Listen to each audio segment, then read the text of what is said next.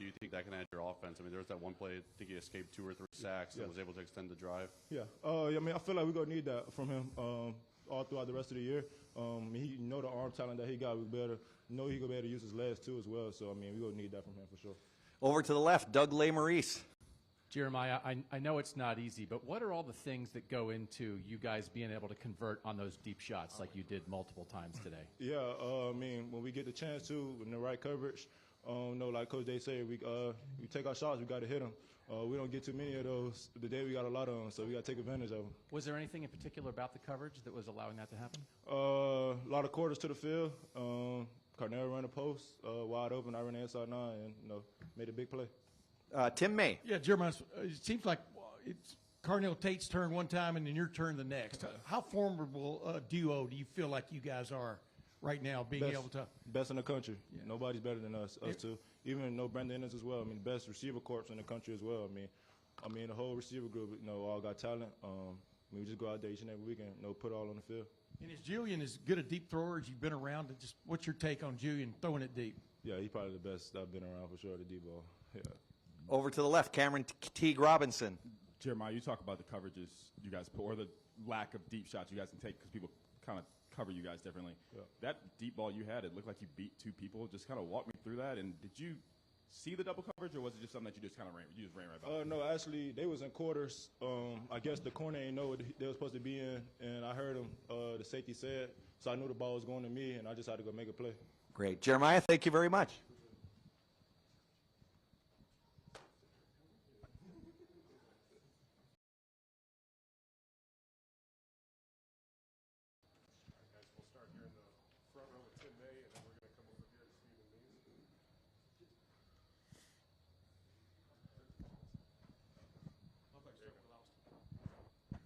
Ryan, how would you sum up today? I mean, obviously, you take one play away from the first half, and it's about as dominant a performance as you could expect. I mean, what's your take?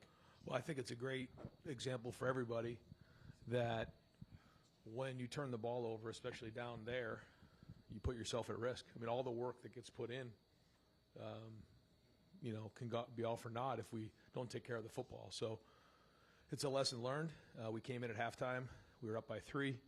You would have thought we were down by 21, but I thought we responded well, and that's the thing is when you come out in the second half, you have to learn from the first half, but you can't dwell on it. And so we knew how important that first drive was.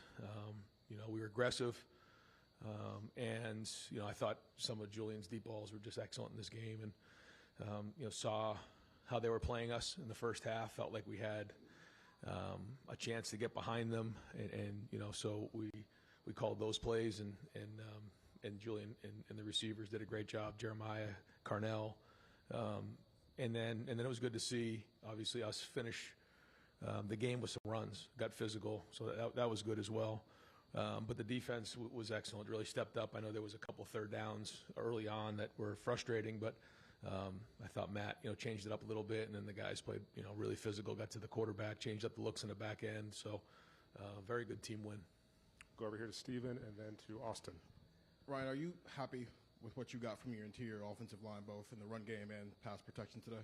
Man, I'll have to watch it all, but, that is the good thing. We get to watch the iPad. I thought there was some plays that, when you're playing against – a team like Penn State who has a lot of talent, you're going to have some plays that aren't perfect. But I thought the strain and protect. When you're pushing the ball down the field like we are, the first big play to Carnell, the one to Jeremiah, the other one to Carnell. I mean, those are probably 3.5 second plus plays. There's a lot of strain on those plays. So I thought that was well done. It was good to see us finish late in the game. I thought we really fit some runs up late and were physical late. That was good. Sometimes the run game takes a little time. So was it perfect? No, but I thought the guys played hard, and there was a lot of good play in there. Go to Austin. Then we're going to come over to the left to Rob Aller.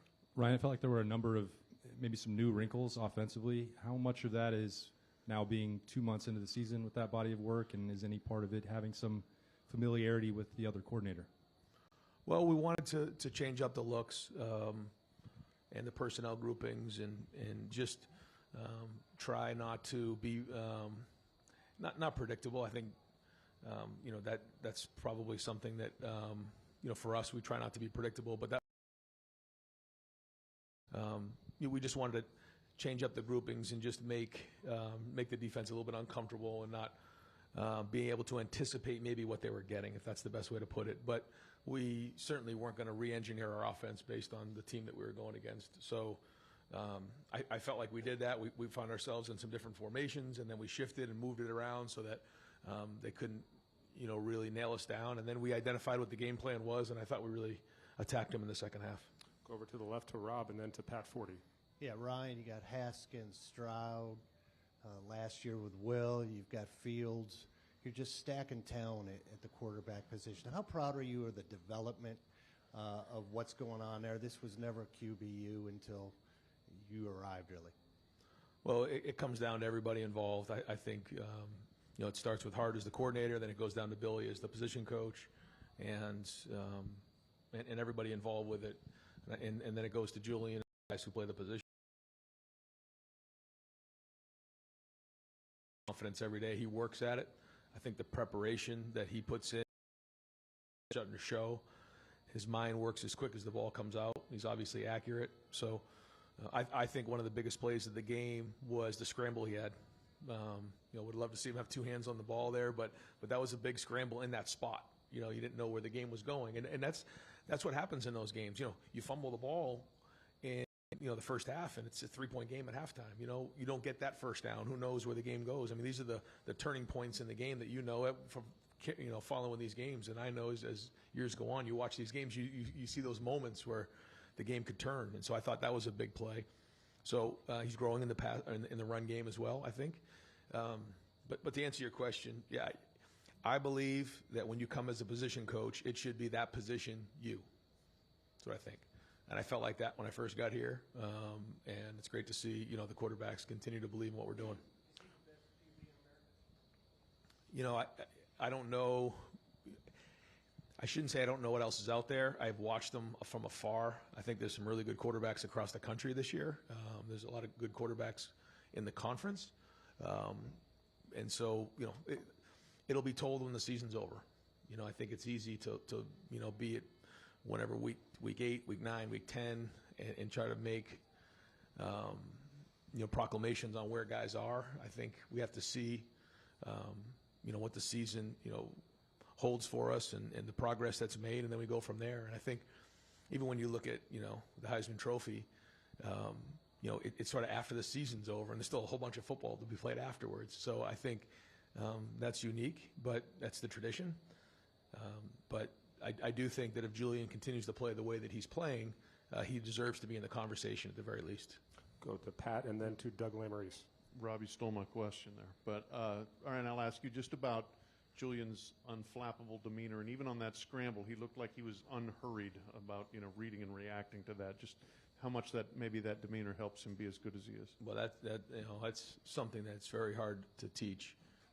When you can feel the rush and not have your eyes on it, your eyes can be down the field. You can anticipate what's happening, and the ball comes out.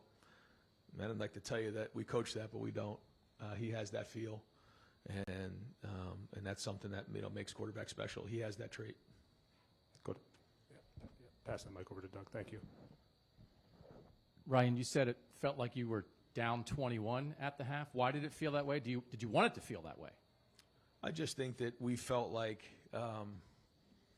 we were playing well in certain areas, but it just, they got a couple first downs on us. We fumbled, they scored, and it was a little frustrating. And I think, we want to be in at halftime. In that moment, we wanted to be at least winning by 10, and then to turn around and only be up 3, it was like, you got to be kidding me. Because at that point, we felt like we were getting the ball to start the second half. We were going to be somewhat aggressive, but not reckless. We wanted to end with the ball or points, and for us to fumble in the first play was very frustrating. So that's really what led to that, probably. Go to the right to Spencer. Ryan, with what you were saying on Tuesday about this kind of being a little bit more like the NFL and coaching is a business anyway, but did you sense that players had a little bit of extra motivation this week on the defensive side? And then can you kind of sense the way that they were feeling throughout this game about, who's not calling defensive plays for you anymore? Honestly, no. I didn't feel any of that. Maybe I guess when the season started and when I was looking ahead, I thought maybe that would come into play, but it just didn't. I don't think any of our coaches or players were distracted by that. Go over here to Dylan and then over to the right to Bill.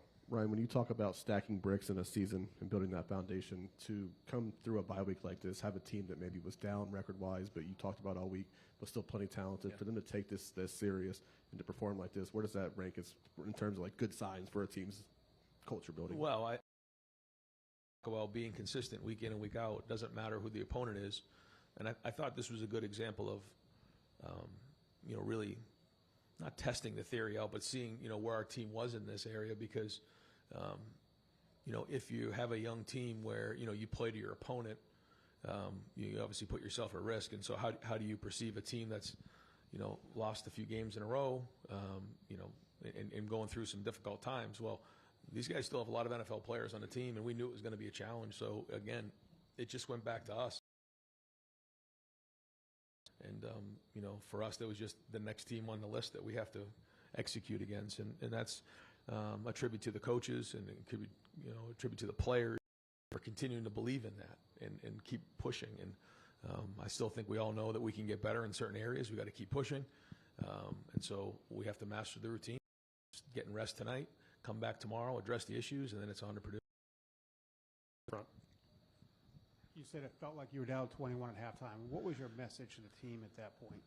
Well, I said kind of what I tell you guys. You're either winning, losing, or you're tied at halftime. And we have to identify what went on in the first half and, say it all the time. All the work that gets put in, if we turn the ball over, your whole season can be ruined. So I don't want to just dwell on that one turnover. I feel like I'm talking about it a lot. But we just, won 38-14 against Penn State. So if you said that to me about 2 months ago, I don't think I'd be talking about one fumble that we had. But I'd rather be talking about. And by the way, when I said that about Julian Sayin, I also feel like Carnell and Jeremiah. Again, if there's two better wide receivers in the country, I'd like to see them. And they deserve to be up for a lot of awards too as we're getting towards the end of the season because it's not about individual recognition around here, but I know a lot of people. Support their players. I want to make sure, they're great players. And then we also have a bunch of guys on defense doing the same thing. So, but this is not about individuals. It's about the team. And that's something that's been a mantra to our team all season long. And so the message at halftime, okay. If we take care of the football, we're going to win the game. If we turn the ball over some more, we're going to be in this game. Great drive. That was really it. And I do want to say before we're done, again, how great the crowd was. I thought the crowd was in the stadium early. They were rocking early.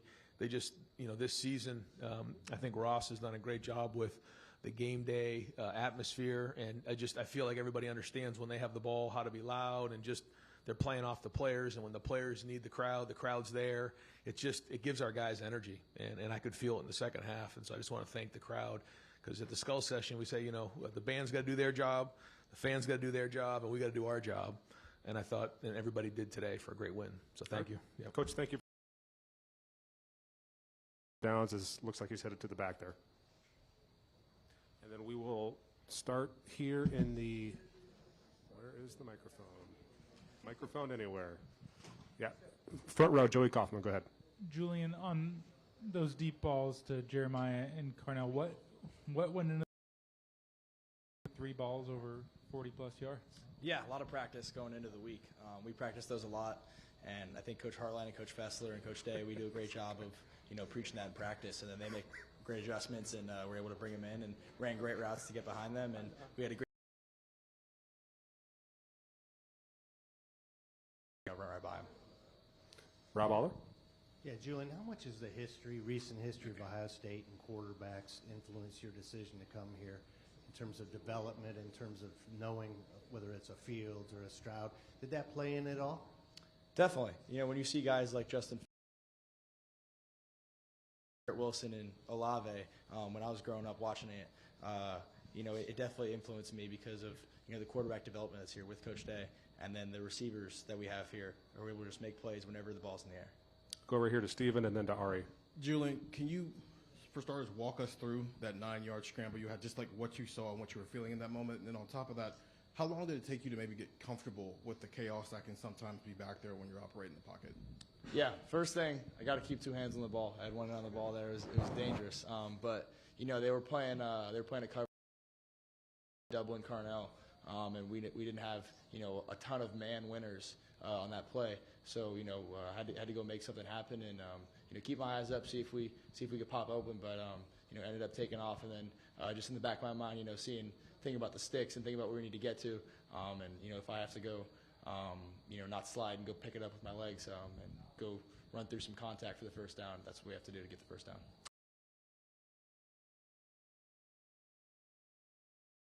Be willing to make plays with your legs if the play's not there, and extend drives because if we don't extend that drive, we get off the field there, and that's nobody's happy with 3 and out.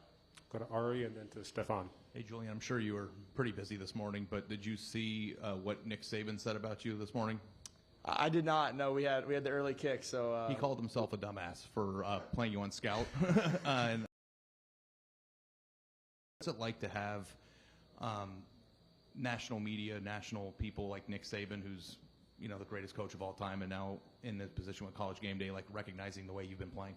That's awesome. I appreciate the kind words, and it's a team game, and the offensive line did a great job today. Receivers did a great job today, and none of it happens without us as an offense, as a collective. Stefan?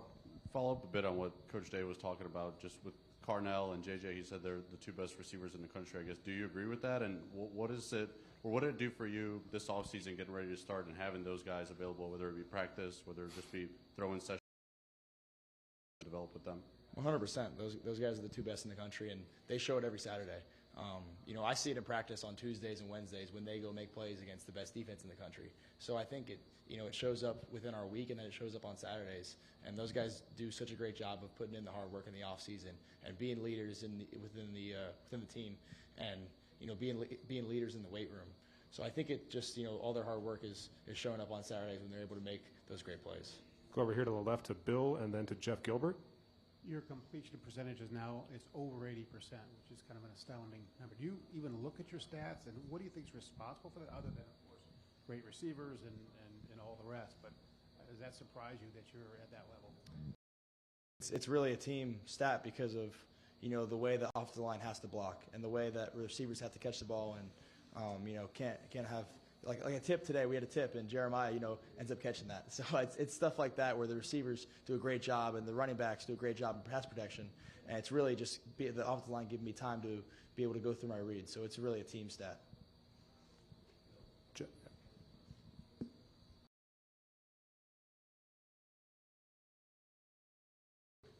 Yeah, we were kind of disappointed with how the ball over. So coming out of halftime, we knew what we were doing, and we knew we could move the ball. So we were excited. We took a shot, I think, on the second play and hit it, and just keep the momentum going. Go over here to Spencer. Julian, you've been pretty calm and collected. Basically, every time you guys score, just kind of celebrate with your teammates, things like that. You saw like you were a little bit more animated after the touchdown pass to Bennett. What went into that, and what does it mean to get a guy like Bennett, or last time you guys played with Brandon, a touchdown when you can always get it to 17-4, but those guys also work pretty hard? Yeah, I mean, a guy like Bennett, he's someone who does a lot of the dirty work for our offense and was able to, if we're running power and he kicks out a defensive end, and it rarely goes to him. And I think I hit it once in practice and was pretty fired up when we hit it. And my first touchdown pass ever in my career when I was a freshman was to Bennett. So it's awesome to see plays like that happen, and it's just had me fired up. All right, we'll do 2 more. We'll go to Doug, and then over here to the right to Tim. Doug, go ahead. Julian, just to double check from a football standpoint, could you just throw the ball 50 yards down the field on every play if you wanted to? Definitely not.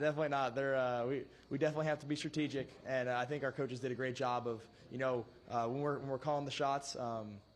We got some good looks into it today, and if it's not there, we got to check the ball down. And when we check it down, our receivers do a great job of catching and knifing. But do you kind of know that when the opportunity's there, like it's in the holster, it's ready when the opportunity presents itself with those deep shots? Yes, definitely. We want to be aggressive. We don't want to be reckless. receivers, and we think we have a good chance of them making a play. All right, we'll wrap it up with Tim May. Yeah, does it hurt you deep down in your gut when you have to throw much? You understand what I'm saying? That was one of those shots, But and then number two, what's it like to have two guys like that capable of taking the top off of defense? It seems like at almost any moment. Yeah, throwing the ball away. I'm still trying to improve, and I keep understanding staying on schedule, because that was a key point for us in this game, is stay on track and keep moving the sticks, and then taking the top off the defense. Yeah, Carnell and Jeremiah. I mean, they're able to get behind the defense and made some great catches. Carnell had the one touchdown, and then had the one coming out of halftime. So it's and then Jeremiah, obviously, with much practice we do throughout the week to practice those plays. All right, Julian, thank you. Appreciate it. All right, folks, that's a wrap on